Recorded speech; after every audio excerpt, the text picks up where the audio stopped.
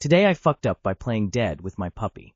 I have a 16-week-old lab puppy who until recently wasn't too snuggly but loves to play.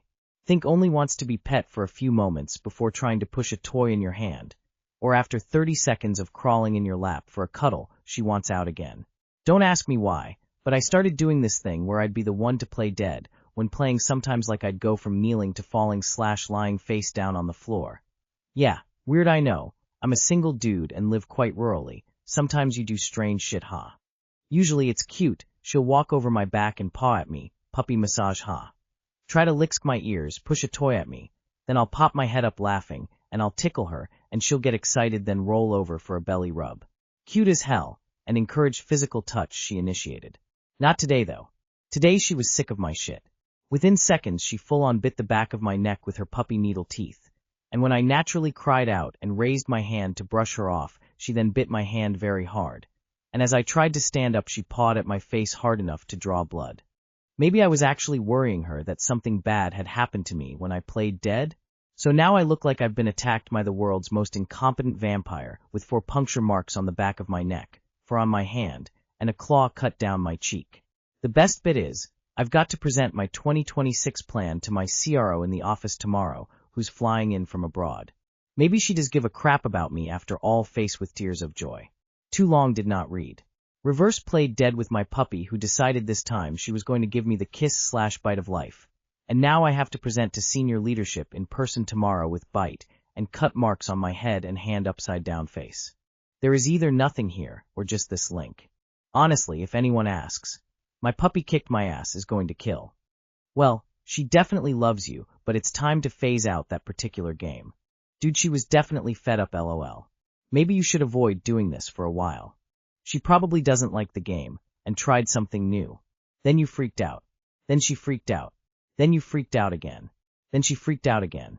That was really hard to type. I just keep laughing more and more. Puppy magic, lol. At least that's one you can explain away. I was playing with my puppy, and things went a little bit too far. Yes, I will teach the puppy not to bite people. She just didn't know any better. Today I fucked up by trying to be helpful and accidentally becoming my neighbor's intimacy consultant. Today I fucked up by trying to be helpful and accidentally becoming my neighbor's intimacy consultant. So this happened last night, and I still can't make eye contact with anyone in my building. I live in a pretty old apartment complex where the walls are basically made of wet cardboard. My new neighbor moved in a few weeks ago, and we've exchanged maybe 3 awkward "hey"s in the hallway. That's it. Fast forward to yesterday. I'm chilling in my living room when I hear her knocking on my door. I open it and she looks embarrassed but determined, which is already a red flag for my anxiety. She goes, "Okay, this is super awkward, but do you know anything about vibrations?" Now, I'm a tech guy. My brain immediately goes, oh, like weird sounds in the pipes? Loose fixtures? Appliances rattling? So I'm like, sure, I can take a look. She turns bright red and says, no, I mean personal vibrations. My dumbass still doesn't get it. I'm thinking she's asking about meditation apps or those dumb, raise your frequency YouTube videos.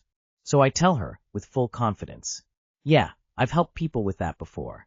Her eyes go wide in a way I now realize was absolutely not the reaction to someone who means guided breathing techniques. She invites me into her apartment and leads me to her bedroom. At this point I should have understood something, but no, I did not. She opens her drawer, pulls something out wrapped in a towel, and hands it to me like it's a wounded animal. It's a vibrator. A still vibrating vibrator.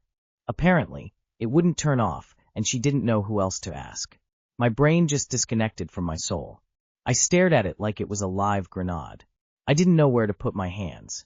I didn't know where to put my eyes. I didn't know where to put my entire existence. But the worst part, I panicked and said, oh yeah, this model. Classic problem. This. Model. Like I'm some kind of certified sex toy mechanic. Anyway, I somehow managed to fix it by holding down the power button for 5 seconds, which, is how literally every device works. She thanked me like I'd performed emotional CPR. Then she said, if it happens again, can I call you? I said yes because I blacked out and my social skills abandoned me. So yeah, I'm now apparently the unofficial dildo tech support for my building. Too long did not read. Neighbor asked for help with vibrations. I thought she meant pipes or meditation, accidentally became her unofficial vibrator repair guy. You are if this is real aware that you were being hit on, right? Laughing my ass off at this model. Way to miss all the signals they're up. If this is real, you're an idiot. She wants you to be her good vibration. Next time you meet her, ask if the device is working well, beaming face with smiling eyes. Congrats, you're now IT support for freaky hardware. Bro really said this model like it's a Dell.